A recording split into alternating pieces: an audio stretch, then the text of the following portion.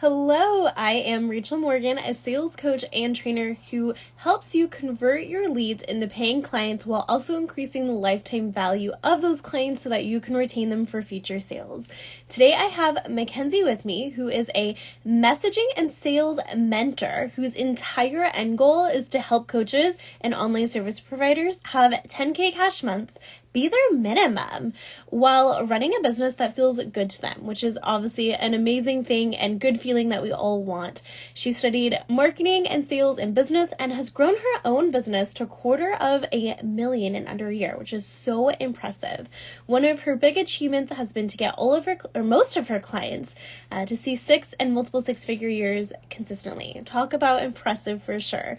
So today we're going to dispel the myth whether or not sales and marketing are the same. Hint, it's not, and what an effective sales strategy looks like from both of our perspectives. So this is going to be a really juicy conversation that I am so excited to have, and questions you have with us in the comments. And yes, Sophie, messaging is so powerful. Yes, hello. Hello, how are you? I am so good. Can you hear me okay? Yeah, I can. Can you hear me? I can hear you perfectly. Yes. Amazing. Okay. Yes, well, I am so excited to have you here. This is such a treat to have two sales coaches to talk about sales specifically. So, thank you so much for your time. Yeah, And I'm so excited. for those that are just tuning in, tell us, where are you from? Where am I from? I'm from Chicago, Illinois. I lived in Ohio my entire life. I moved to Illinois about a year ago. So, I yeah. love it. Chicago's a wonderful city. I know we've talked about it a few Yeah. times. So, well, for those also that are listening, we would love to know where you're from and make sure, like I said, to leave any questions that you have in the comments. We'll make sure to answer them and address them for you as we go.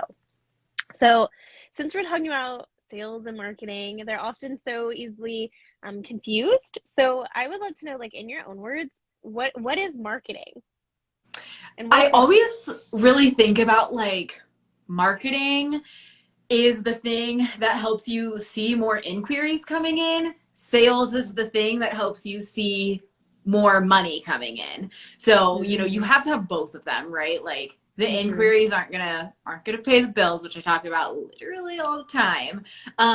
But again, you do have to have both of them, right? Because you can't make sales if nobody's asking you about your services. So the marketing piece is what gets people actually interested in wanting to hear more, wanting to ask you more about what it is specifically that you do. I, oh, Jazz, I love that. My queen. Oh, that's so sweet. I love it. I love you, Uh, Jack.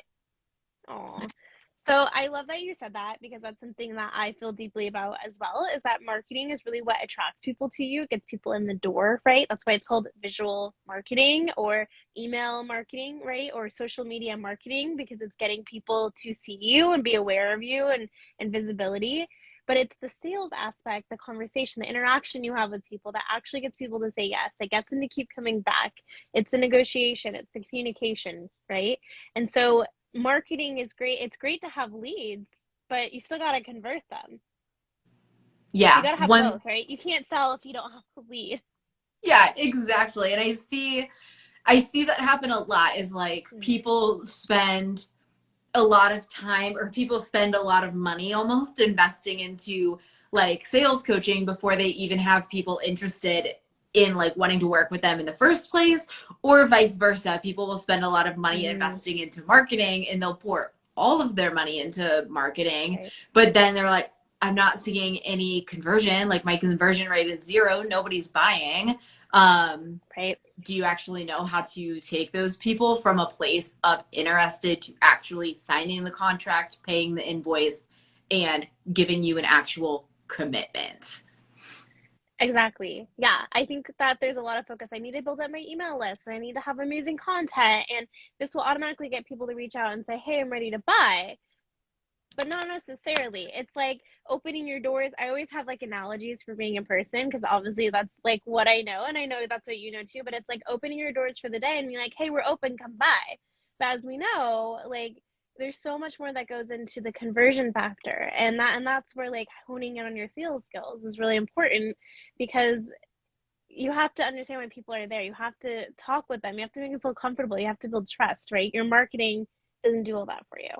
And you could really Yeah. be sitting on a lot of money if you're not engaging with people. Yeah, 1000%. And like understanding just in general how your audience buys from you in general, how you can take them through a buyer funnel. Because I mean, your marketing, the way I like to think about it, it's kind of like a screening process.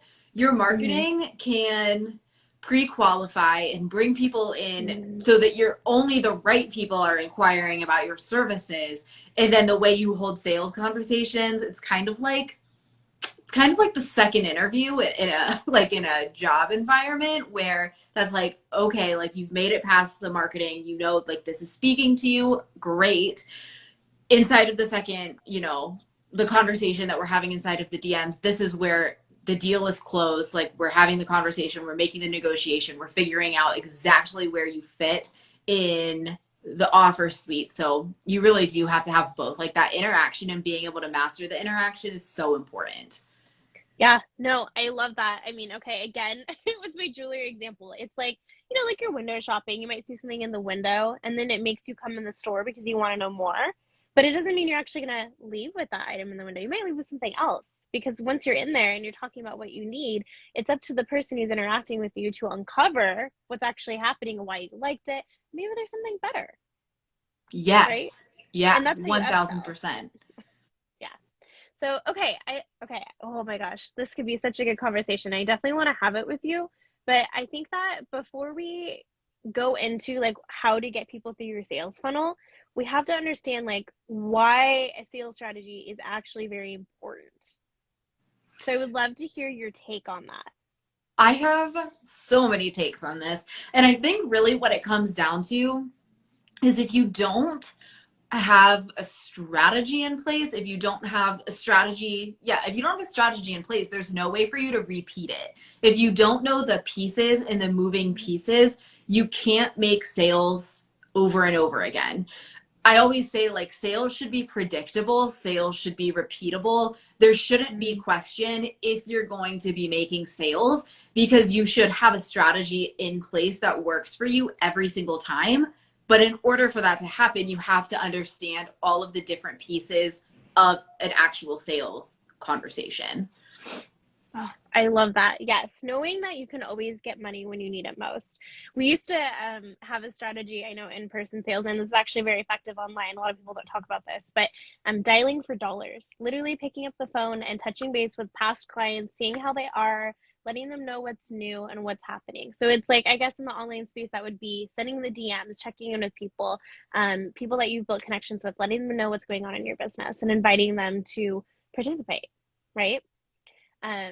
I am from the mindset that it's actually, and I think you would agree, that you have to sell, and it's actually a disservice not to sell because you take away the ability for someone to get what they need and something that can actually help them by not offering it to them. And I think that we get so stuck on not wanting to feel salesy. And so we are like, I don't need a sales strategy because I'm not going to reach out to people. But like, we're here for a reason. And like, you offer what you have for a reason. It's a disservice not to talk about it. It always makes me laugh when people are like, "Oh, I don't want to come across salesy." You literally run a business and you are literally making sales. Like you have to be salesy to make sales. Like You do. it's just the way it works. And like I feel like a lot of people try to get around this idea of like being salesy but still trying to make money. It just doesn't work like that. Like at some point you have to ask for the sale or else you're never going to make money, regardless of if it's coming up in conversation, you see an opportunity in there, like a perfect fit for your offer and saying like, you are a dream Mm-hmm. client. I would love to work with you. No pressure. Like if you're not interested, but if you're interested in opening up that conversation, you'd be a great fit for this offer. Or if it's they've reached out to you and you're having a conversation and eventually you have to ask like, does this does this feel aligned for you? Like, are you ready to move forward? Kind of tell me what your thoughts are. You have to sell to make sales. It makes me laugh. It's funny to me sometimes. I agree. And I also feel like if you feel like the strategies you've been taught are really salesy, it's because whoever taught you doesn't understand sales. Yes. Like Yep. that is like I know blunt, but the reality is if someone hasn't actually worked in a sales position and has understood how important sales psychology is and learning about buyer habits, and I know that's a huge topic you talk about as well, they don't understand sales. And so if they're teaching you how to cold pitch without building relationships, like at the end of the day, like to me, like a sales strategy is just about building trust with your community, right? It's being a safe place for them and really trying to be of service. And if someone isn't teaching you that, they don't understand sales. Full stop. No, not at all. Yeah. I mean, sales, and I think Stephanie said it in the comments. Yeah, she said that people mistake being sleazy for being salesy, and it's so true. Like, there is a difference between those two words, and people think that they're synonymous. Like, salespeople are sleazy. Like, no, salespeople can be sleazy, but there is a big, big difference. And it all has to do with like the intention behind Yes. the Yes. sale. Yes, I agree. The intention is, are you actually there to serve or are you there to make money? Because it's, and I think I said this to you before too, is that it is not the client's job to make you successful. It's your job to make them successful. And I think that comes down to intention, whether you are there to make money, right? So that they can make you successful, or if you're there to serve. Obviously, we need to make money for entrepreneurs from our business, like obviously.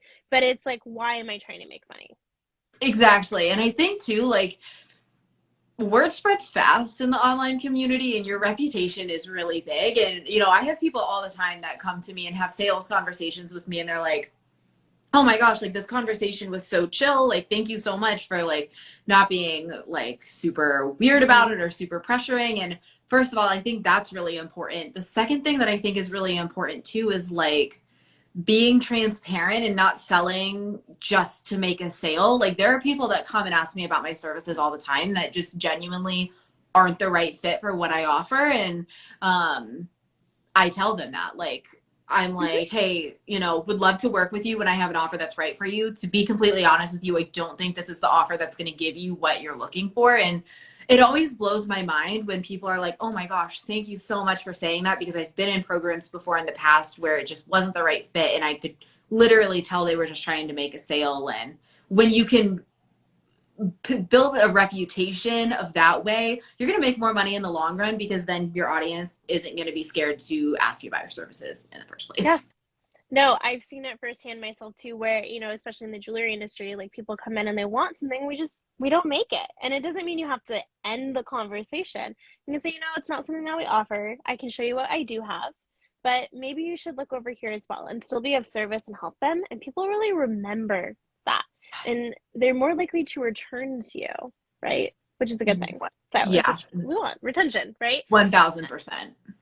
So, okay, I know all the juicy stuff. I don't know if I'm like leaving something out by pushing it forward, but I love that you say inquiries are great, but they don't pay the bills. And I think that just sums up what sales is right there. Yeah, 1000%. And like, this is what I see. This is what I see happen all the time. People are like, oh my gosh, like people are asking me all about my services. People are, you know, inquiring. People are filling out my applications. I'm so excited. But then, you know, flash forward 1 week and they have, you know, have sent out 0 contracts. Like, doesn't matter if you have 1 million people asking you about your services. If nobody's signing the contracts, getting you your invoice back, then, you know, doesn't matter. Like my client, like if I think about my clients, they always are like, you know, and I'm always super honest about this. My clients don't have 50 million people reaching out about their services. They just don't, because the way we put together, and this is kind of marketing a little bit, but the way that we put together their marketing strategy, it screens out a lot of people. But the people that do come in and ask about their services, their conversion rate is so high because the right people are asking and they know how to have those sales conversations to guide them to a yes. So like, I always tell people I would much rather see you have, you know, 5 inquiries come through this week and every single one of those people convert than have 20 inquiries come through and only one of those people convert, you know? Like quantity Yes, is not the same as quality people coming into your space. I love that. And so what do you think, how do you get there? How do you get quality clients? And I think that is also kind of like understanding the client journey, which I would love your opinion on as well. So I'd love to hear your thoughts. Yeah, so I think it comes down to a couple of things. So, like, first thing is so important is having really clear boundaries in your business Mm. and making them clear from the beginning. For example, boundary that I do not go past, my clients all know it, is I am not in Voxer past 4 p.m. Central Time. I'm Hmm. just not. Like, I log off and goodbye, talk to you in the morning. And Mm-hmm. that's something that I'm really clear about in my marketing. It's something I'm clear about in sales conversations. It's something I'm clear about in my contracts, whatever. That way, when we get into, when we get into a place of working together, they're not trying to push my buttons. They're not trying to cross my boundaries because it was clear from the beginning. So that is, like one of the most important things, not necessarily directly sales related, but I do feel like it's so important. I had to say it, like, to Yeah. creating really quality leads, really quality clients, is making sure your boundaries are known from the beginning of working with Yes. somebody. The other thing that is Mm-hmm. super, super important to having quality leads, and I think it really comes down to, like, quality leads are the people that you can provide the best transformation to, right? Like, because they're going to be the happiest, they're going to be the easiest people to work with because you're facilitating the right transformation, if that makes sense. Mm-hmm. So, what that comes down to is a couple things. So, like, first of all, making sure when you're selling in, your marketing and you're selling your services outwardly on your stories and your feed content, making sure that that transformation is really clear, but also understanding what, inside of a sales conversation, what a specific person's goals are. What does that look like for somebody? What do they actually want to get out of a container? And being able Right. to understand how your container, your service, whatever you're providing, can make that happen specifically for that person. Like, I think of marketing as very one to many. Sales conversation is very one to one. It needs to be a lot more personalized to get the conversion, Mm-hmm. you know? I agree. And, just listening to you talk too, I want to add that oftentimes we don't actually know what we need. We don't know how to verbalize it. We don't know how to talk about it. And so someone may come to you and say, "Hey, I need this help." And you just said that too at the beginning, is that a lot of people think that they need marketing help when they actually need sales help. And so it's up to us to be able to pull of that information out of them, right? That's why I love open-ended questions and the one-to-one interaction, Yeah. right? So that you can really understand where someone's at, so that you can help, like, make them feel seen and heard. Like, I get where you're at. What I hear you saying is you actually need help with this. And then you like diagnose like a doctor, right? Like, you're asking questions, you're figuring out how you're going to help, and you're going to prescribe. Yes, I use that analogy literally all the time. I love Oh, that you just said that. I use the doctor analogy all the time yes. because you are literally diagnosing a problem. And I use it, I think of, like, macro and micro problems is how I teach it to my clients. So, like, your audience is really, really aware of their macro problems. They don't have money Mm, coming into the business. They don't have their audience isn't growing. Nobody's engaging with their content. Your micro problems, your messaging is off. It's not speaking to the right person. Your micro problems are you don't have a pre-qualification process in place to actually close the sale. It's those things, like, those micro problems are the things that we know is actually going wrong.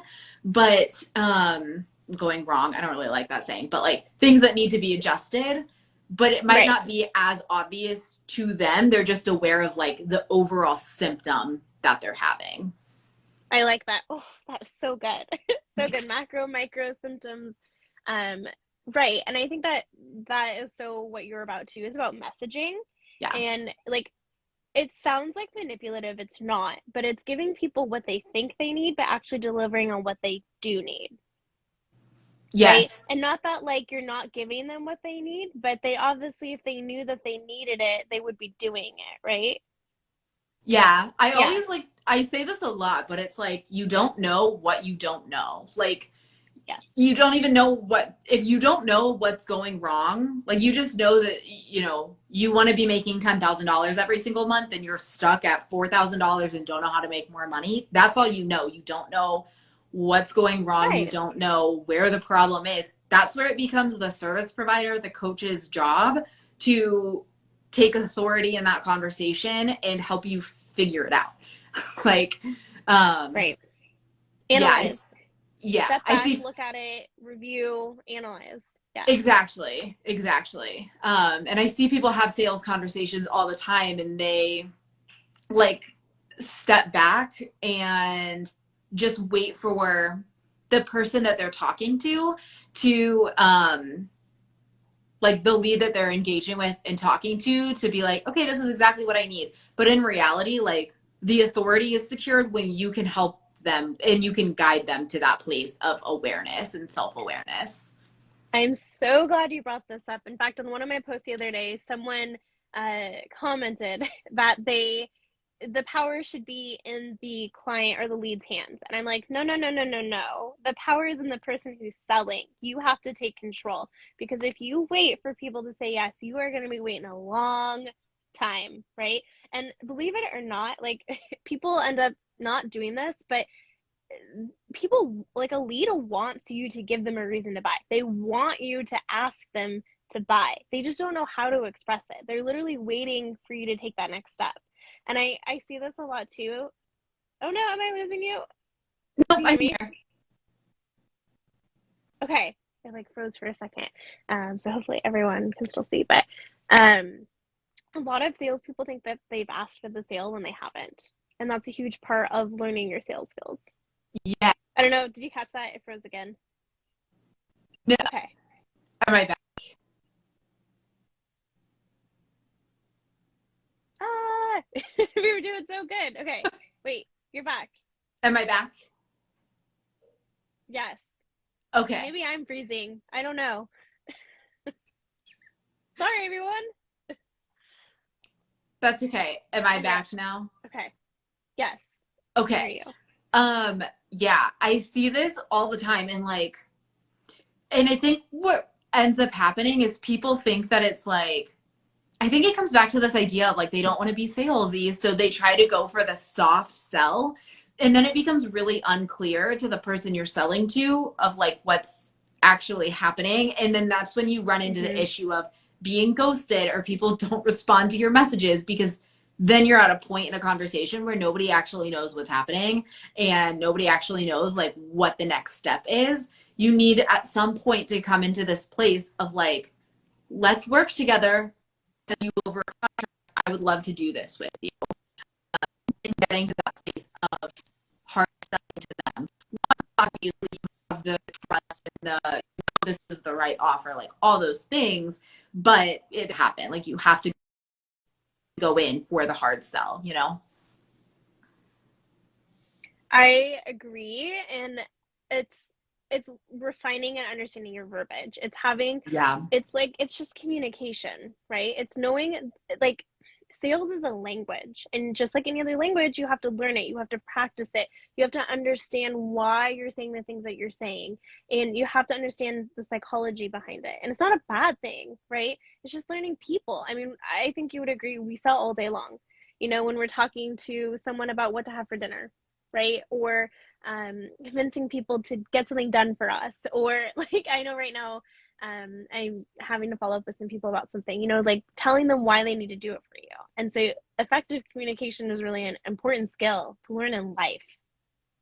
Yes, 1000%. And like, I think you're right. Like, it really is just about learning how to communicate. Like when I teach sales, something that I say all the time is, because I see this happen, I'm sure you see it too, is like people, it does have to be strategic, but it doesn't have to be overcomplicated. Yes. And I see that happening a lot. People get so wrapped up in the strategy that it becomes really stiff. And like, it's about learning how to do it in a way, first of all, that feels really natural. And that's going to come from finding, there's so many sales strategies out there. It's going to come from finding like what feels aligned to you, but like also doing it in a way that, yes, is strategic, but also feels really flowy. So I always tell my clients when they're in sales conversations, like if you were talking to your best friend about your offer, like, how would you sell it to them? Because that's how you should be talking to your leads. The other thing that I see happen all the time is like people get into these sales conversations, they try to put on this front and, you know, Mhm. position themselves as somebody that they're not because they're trying to fit so tightly into this strategy. And don't get me wrong, like I love strategy, but it has to be a custom strategy. Like it has to make sense for Mhm. you. And then they get into a working container with somebody, and then it's not a Mm. great fit because, you know, the personality that you had when you were selling and showing up with is not the same as Changes. what it's like when you're working together. And then it becomes being really weird and like not a great dynamic. And I see that happen a lot too. You know, I do too. In the DMs, people are really Yeah. excited. They want to get to know you. They're like, I get you. And then all of a sudden you say yes and they're gone. They don't show up. They're not a part. They don't, it's totally different. And I think a lot of that is having someone in the DMs for you, right? Yeah. And I'm not a fan of it, honestly. If I find out that someone else is messaging in place of you, like it doesn't feel genuine anymore. It's not a strategy I prefer. Like I will tell you, in the years of selling, I never sent someone in there for me to do the sales for me. It was me who called my customers, right? Or if they did on my behalf, they might say something like, "Oh, I'm calling on behalf of Rachel. She wants to make sure you get this message." Like it would be identified. Yeah, absolutely. And I think like that genuine relationship building is a huge, huge, huge part of Mm, sales and building trust and rapport with the people in your space. right. Especially, and I will say there's a place for it, but especially if you're going to be a one-on-one coach, I want to Yeah. know you. I Yeah. want to know your words and how you think and how you interact, especially like as a sales coach. The way that you sell says a lot about what you're going to teach me. Yes. Literally, yes. Yeah. I see it's so funny to me because I work with clients a lot who come from other containers, whatever, and Yeah, um they don't necessarily get kind of what they wanted out of it. They learned strategies that didn't feel aligned. all And the then time. we get to talking, and it always comes back to like this idea of, okay, well, when you joined this program, like how were you sold to? And they were like, it's probably was a red flag because they're always like, oh, I love the way that you sell so much. Like it's so natural. It's so like empowering. You know, I Yep. wish that more people sold like this, like whatever. And it just makes me laugh because I'm like, people don't It's think about it. because they don't know how to sell and they've never Yeah. learned sales. They're not actually teaching sales in their containers. Like, I Yeah. know that's blunt, but whoever tells you marketing and sales are the same, just like our myth here, it's not the same. If they don't have a specific section and time, like sales, like okay, we both know this. I spent a decade in sales. There's a reason I keep learning every day, right? You Yeah. can't possibly learn it in 1 week. You can't. And if someone spends 1 week teaching you how to sell, they don't understand sales and the importance of it and the strategy behind it. So if you are let down, it's probably because you didn't learn how to sell. Yes. I get so Literally that. heated, but you didn't learn how to sell, and that's why you don't feel good about it. You feel sleazy. You feel like you didn't get what you needed. Like, it's blunt. Yeah. I obviously am passionate about that topic, but I am so passionate about that topic too. And I like, it just is so mind boggling to me when I see, and this is another one of those things that's going to sound like really blunt, but it's so mind boggling to me when I see these programs out here that are like, learn how to scale your business to consistent 5K cash months. And they have one section or 1 week dedicated to learning about sales strategies. Like, that's not enough time to build a sales strategy. You have to have more time than that to learn how to, especially if you want to do something like scale to 5K, 7K, 10K cash months, you have to have real time spent creating a custom strategy. And that takes way more than 60 minutes on a group call with 10 other entrepreneurs. Like, I'm sorry, it just does. it's because they don't understand sales. Yeah, yeah. They're not a sales coach. And then there's nothing wrong with that, right? It's okay not to know. But Yes. like it's totally okay not to know. You can't know everything, right? Like I'm not a financial advisor. Like I can't teach you about finances, right? I'm not even in marketing. But and I think you would say the same. But there's nothing wrong, but it's not sales. And that's why there's a disappointment. It's because they don't understand sales, they're not teaching you sales, and so you're left with, okay, I understand how to get people in, but I don't understand how to actually convert them and sell. And that's the problem. And that's why it needs to be differentiated. That's why we need to have more conversations. That's why you need to have a sales strategy that is separate from your marketing strategy. and invest in learning both. Yes. And one of the things that just like drives me a little bit batty is all of these like sayings going around that's like marketing equals sales. Like marketing is the direct lead to your money. Literally not. Like it's a funnel, like marketing, sales, conversation, signed contract, paid invoice. It just, yeah.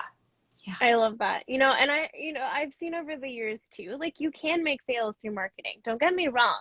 You definitely can. People will still be ready to buy. People will come Totally. in your virtual door and be ready to buy, right? It's inevitable. But you will be limited on how much you can make. You can make so much more if you learn how to initiate conversation and to convert people and to tap into what you already have and have conversations, right? Like you can earn anything.